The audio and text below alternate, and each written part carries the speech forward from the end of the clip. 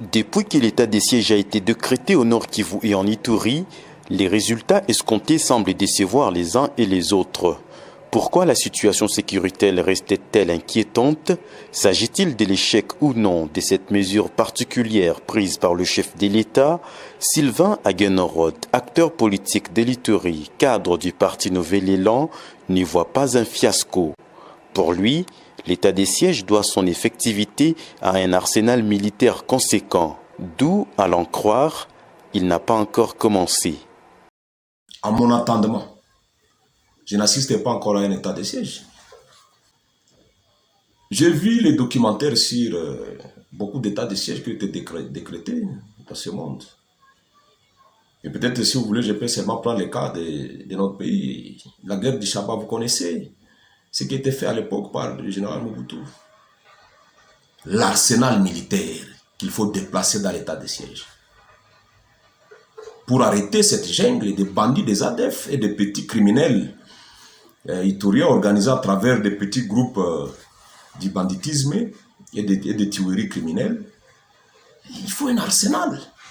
Moi, je voudrais voir à Mambasa 15 chars de combat, des hélicos de guerre, un arsenal militaire puissant, un effectif important. En Djougou, je voudrais voir peut-être 30 chars de combat et un effectif important, un arsenal militaire imposant. À Mahagi, même chose. Dans cette effervescence, existe-t-il une lueur d'espoir?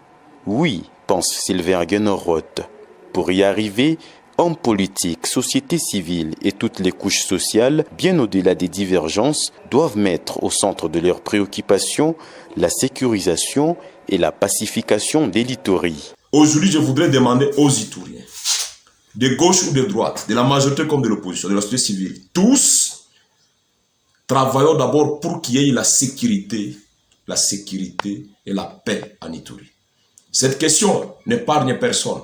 Les églises, les universités, les partis politiques, tout le monde, quelles que soient vos tendances politiques, l'essentiel aujourd'hui et avant tout, la sécurisation de l'Ituri, la pacification de l'Ituri, sans lesquelles tout ce que vous appelez politique ne va pas marcher. Voilà mon appel. Il faut que nous puissions prendre l'Ituri comme notre patrimoine et chercher à les sortir du gouffre pour que nous puissions lui chercher un nouvel élan.